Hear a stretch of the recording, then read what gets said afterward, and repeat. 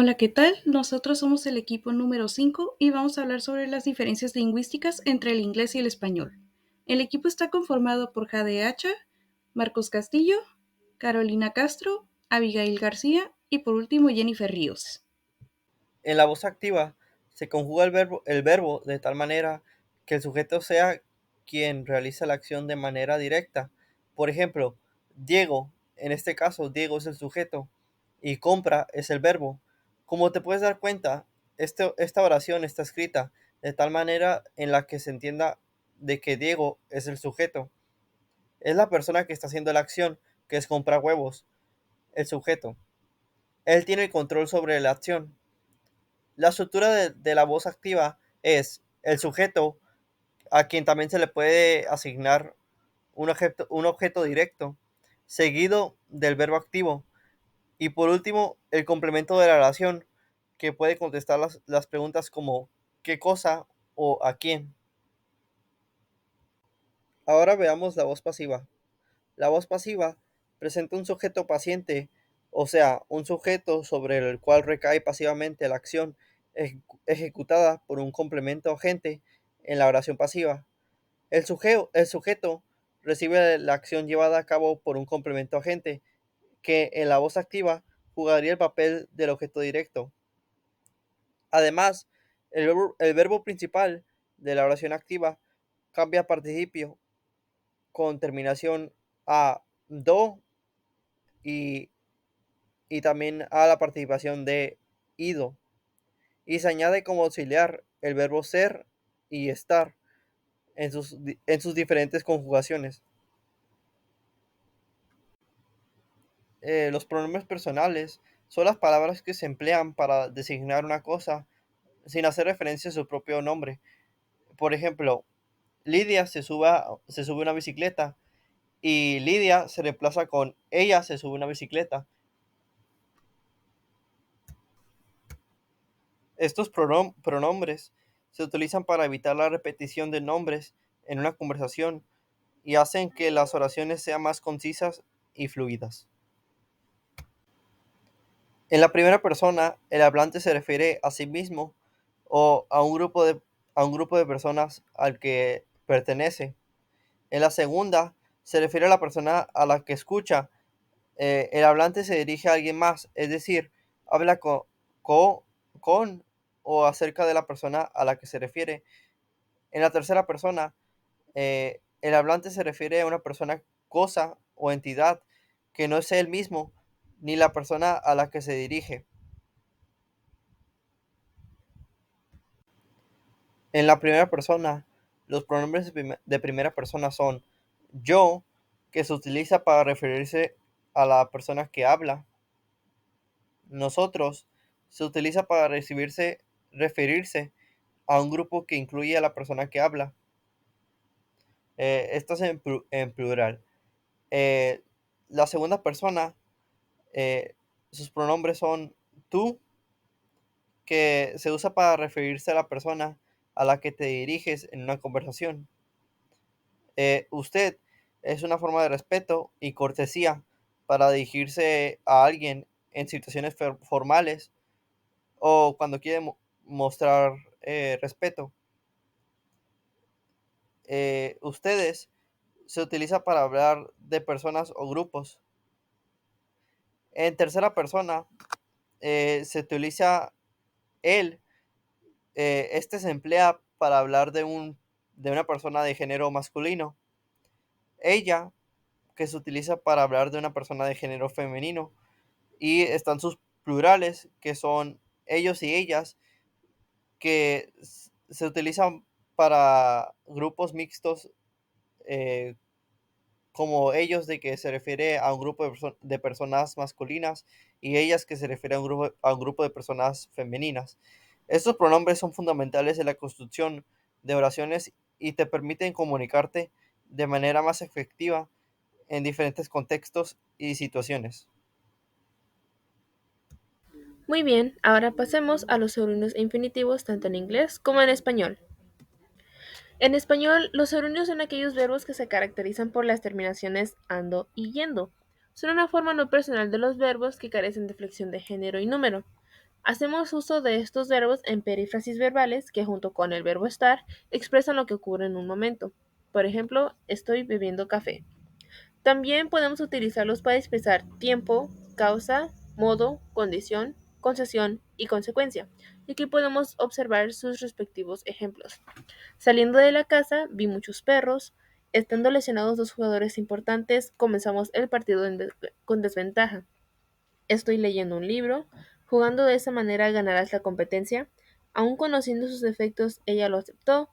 Y él está caminando mucho estos días. En español, los gerundios son aquellos verbos que se caracterizan por las terminaciones ando y yendo. Son una forma no personal de los verbos que carecen de flexión de género y número. Hacemos uso de estos verbos en perífrasis verbales que junto con el verbo estar expresan lo que ocurre en un momento. Por ejemplo, estoy bebiendo café. También podemos utilizarlos para expresar tiempo, causa, modo, condición, concesión y consecuencia. Y aquí podemos observar sus respectivos ejemplos. Saliendo de la casa, vi muchos perros. Mientras tanto, en inglés, son una forma de los verbos que funcionan como sustantivos, por lo que pueden tener un objeto directo y ser modificados por adverbios. Estos se crean añadiendo la terminación ing o ing a los verbos, por ejemplo, eat, eating, drink, drinking, play, playing, etc. Y podemos encontrarlos en los germ phrases o frases con gerundios. Y aquí tenemos un ejemplo: eating blackberries quickly will make you ill. También pueden funcionar como el sujeto, objeto directo, complemento del sujeto y objeto de una preposición dentro de la oración. Aquí tenemos ejemplos respectivamente con las funciones mencionadas. Visiting New York is always an experience. I love visiting New York. I surprised them by visiting New York. Y my highlight was visiting New York. Mientras tanto, en inglés, son una forma de los verbos que funcionan como sustantivos, por lo que pueden tener un objeto directo y ser modificados por adverbios.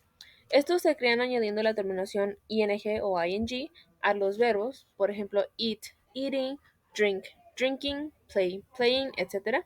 Y podemos encontrarlos en los germ phrases o frases con gerundios. Y aquí tenemos un ejemplo: eating blackberries quickly will make you ill. También pueden funcionar como el sujeto, objeto directo. Ahora bien, los infinitivos en español son una forma no personal del verbo, cuya terminación en español es ar, er o ir, que se asimila al nombre en ciertos contextos y puede formar perífrasis verbales. Estos son parecidos a los gerundios en inglés, ya que cumplen funciones como sujeto, complemento directo, complemento de un adjetivo sustantivo, modificador, complemento circunstancial o un adverbio. Asimismo, pueden ser ir después de preposiciones para explicar causa o propósito de un evento y hablar de forma condicional, imperativa o de hechos simultáneos. Y aquí tenemos sus respectivos ejemplos. Escribir poesía es mi pasatiempo favorito. Me gusta cantar ópera. Me atrae el arte de retratar personas. Este dibujo es algo sencillo de hacer. El equipo está cerca de terminar el proyecto. Ana respondió la pregunta sin saber la respuesta y José se cayó por estar jugando en el lodo. Por otro lado, los infinitivos en inglés son la unión de la palabra to y un verbo en su forma base. Por ejemplo, to do, to drink, to work, to fly, etcétera, etcétera. Estos son utilizados como adverbios, adjetivos y sustantivos. Como adverbios responden a la pregunta ¿por qué? Como adjetivos responden a la pregunta ¿qué tipo? ¿Cuál tipo? Y como sustantivos responden a la pregunta ¿qué? También cumple función de sujeto, objeto directo y complemento del sujeto. Y aquí podemos ver los ejemplos. I ascended the mountain to see the view. The best technique to use is the involved strategy. We choose to go out. To err is human. They all need to go. Y the object is to win. Ahora vamos a hablar de los modificadores. Los modificadores son palabras o una palabra o un conjunto de palabras o morfemas que pueden modificar, afectar o especificar al sustantivo de una oración o al verbo. Estos pueden indicar género, número y forma del sustantivo o la forma en la que se está llevando a cabo una acción, en este caso el verbo. Los modificadores pueden ser directos, o sea que están pegados al sustantivo, y estos pueden ser adjetivos, pueden ser artículos, pueden ser determinantes, etc. O pueden ser indirectos, que pueden estar más cerca del verbo y pueden ser adverbios o pueden ser preposiciones. Voy a comentar algunos ejemplos. El primero, los cuadernos son rayados. Los es un artículo que indica que es más de un sustantivo. Es un sustantivo plural y es masculino. Cuadernos, que es el sustantivo, son rayados y rayados es el adjetivo que indica cómo son estos cuadernos. La segunda, ella responde lentamente. Ella es el sujeto, responde es la acción y lentamente es la forma en la que se lleva a cabo esa acción. Él es mi hermano mayor. Él es el sujeto, es el sustantivo. Es el verbo. Mi hermano mayor es el determinante que también tiene un sustantivo, que en este caso sería para decir quién es él. Es mi hermano mayor. Y con mayor estoy modificando cómo es. El número 4 dice, su mochila es muy pequeña. Su es un determinante de tercera persona, no especifica si es él o ella. La mochila es el sustantivo. El verbo es. El adverbio muy, que es un adverbio de cantidad. Y pequeña, que es el adjetivo para decir cómo es la mochila. Además, el muy, aparte de ser adverbio, ayuda a enfatizar. El número 5. La mamá de Leslie es agradable. La es el artículo, que también puede ser determinante. Mamá de Leslie es el sustantivo, pero el de Leslie es una preposición que añade más al sustantivo, o sea, especifica quién es. Y es el verbo, agradable es el adjetivo para describir cómo es la mamá de Leslie. Y por último, el número 6, el gato con manchas está gordo. Él es el artículo, gato es el sustantivo, con manchas son preposiciones que indican cómo es el gato o qué característica tiene este gato. Esta es el verbo y gordo es un adjetivo. Ahora, los modificadores en inglés no son muy diferentes a los modificadores en español, solo que tienen algunas diferencias. Los modificadores en inglés se pueden clasificar como premodificadores o postmodificadores dependiendo la posición que tienen alrededor del sustantivo en una oración. Si están antes del sustantivo son premodificadores, si están después son postmodificadores. También como modificadores hay algunos adjetivos y artículos que no varían en género ni en número cuando se trata del inglés. Por ejemplo, the, que puede ser el determinante o puede ser el artículo para él, ella, los o las. Y los adjetivos no varían, no cambia su forma gramatical independientemente de si se está hablando de una sola cosa o de varias cosas, si se está hablando de género, etc. La mayoría de los modificadores adverbios son estos adverbios que terminan en "ly". Por ejemplo, enchantly, really, hopefully, etc. También están los determinantes o determiners, que estos sí pueden variar dependiendo el tipo de determinante que sea. Si son posesivos, si son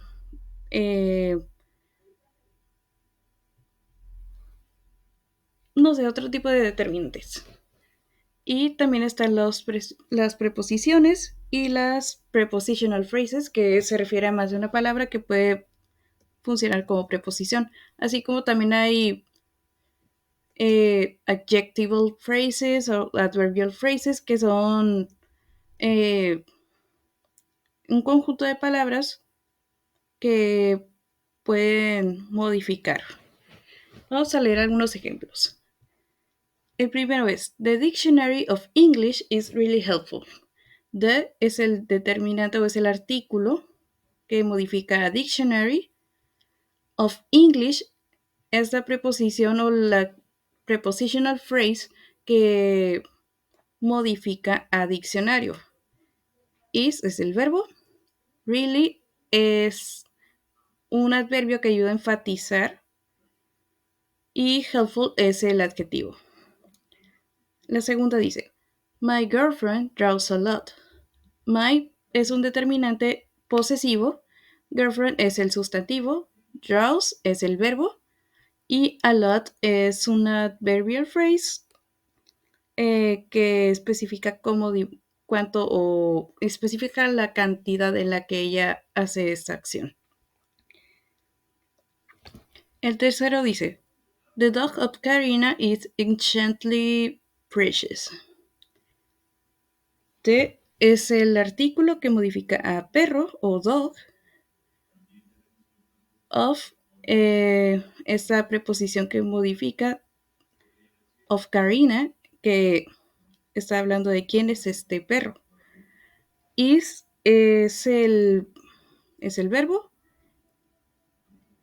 Enchantly es un adverbio que especifica cómo es, que es encantadoramente, y el adjetivo es precious. This story is about an alien. En este caso, this es el determinante, story es el sustantivo, is es el verbo, about es el adverbio que indica un modo, el artículo an, que se refiere a un objeto directo, y alien, que se refiere a este objeto. Y bueno, esto sería todo por mi parte. Muchas gracias. Ahora continuando con las preposiciones, primero es definir qué es una preposición en español. Y en español, la preposición es una categoría gramatical invariable de la oración. ¿Qué quiere decir invariable? Que no hay ningún cambio ni accidente. Se mantiene tal cual está. Y su finalidad es de introducir un término a la oración. Y al ser esta invariable, no tiene ni género ni número. Porque, como ya mencioné hace un momento, al ser invariable, no puede tener ningún cambio a la palabra. Así tal cual se escribe, siempre se va a escribir. No puede tener ni plural, ni singular, ni ningún tipo de conjugación. Ahora, en el caso de las preposiciones en inglés, la definición cambia un poco. Ahora sería a word or group of words used before a noun, pronoun or noun phrase. Aquí la diferencia principal es que sí se usa para preceder un sustantivo, pronombre o cláusula nominal, bastante como el español. Sin embargo, las preposiciones en inglés no son necesariamente invariables. De hecho, al ser altamente idiomáticas, muchas veces no van a significar, o sea, sus palabras individualmente no van a significar siempre lo mismo, a diferencia del español, que por lo regular siempre significan una preposición, una palabra de preposición, siempre va a ser una palabra de preposición, pero en inglés puede variar eso. A continuación, esta tipo tabla comparativa entre las clasificaciones de preposiciones en español e inglés puede ayudar a hacerlo algo más visual, las diferencias, que serían, básicamente son las mismas de lugar, espacio, tiempo. Eso es prácticamente lo mismo. Claramente varía entre las preposiciones de inglés, que de hecho son un poco más reducidas, se reducen casi a in, at, on y to. Varían entre esas y en español sí son un poquito más. Y también un poco más específicas, porque como son invariables, también como requiere que sean aún más específicas. Y lo que podría comparar de que sean muy idiomáticas las preposiciones en inglés serían las locuciones preposicionales en español, que es básicamente formar una preposición con más palabras. Pero de ahí son muy parecidas.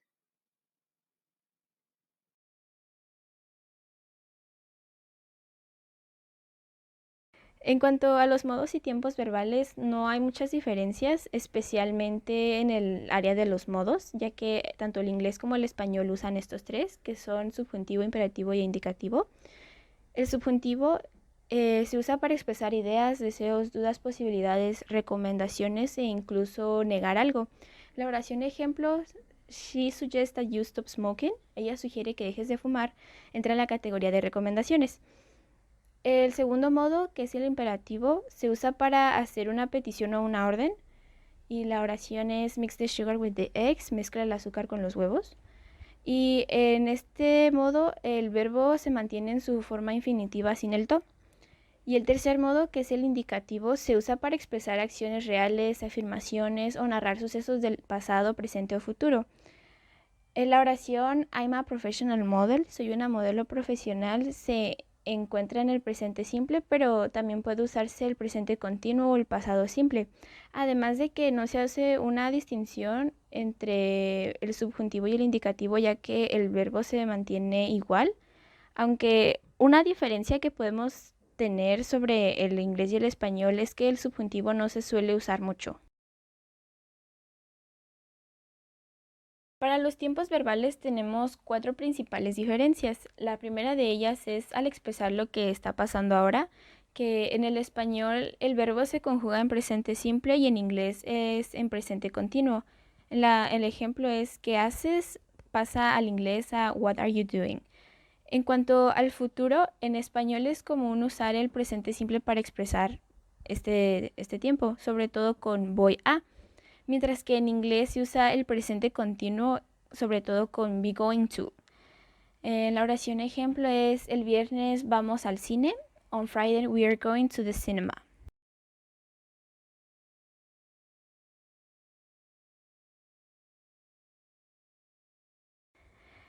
La tercera diferencia está entre el pasado simple y el presente perfecto, ya que el inglés nos da 2 reglas para poder usar estos 2 tiempos. La primera de ellas es usar el pasado simple si sabemos cuándo pasó alguna acción. Por ejemplo, he desayunado yogur con fruta, I had yogurt with fruit for breakfast. Sabemos que eso pasó esta mañana, así que usar el pasado simple es válido. La segunda es usar el presente perfecto si no sabemos cuándo pasó algo. En la oración nunca he escuchado esa canción, I have never heard that song. No podemos decir cuándo porque nunca ha pasado, así que se debe usar el presente perfecto. Sin embargo, español no es tan estricto seguir estas reglas, aunque eso puede depender de la región.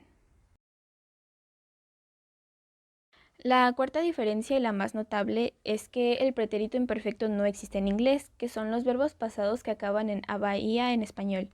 Pero existen 3 reglas para esto. La primera es usar would o used to para acciones repetidas o habituales. Por ejemplo, me gustaba la leche cuando era niño. I used to like milk when I was a kid. O él prometió que nos enviaría una postal cada semana. He promised he will send us a postcard every week.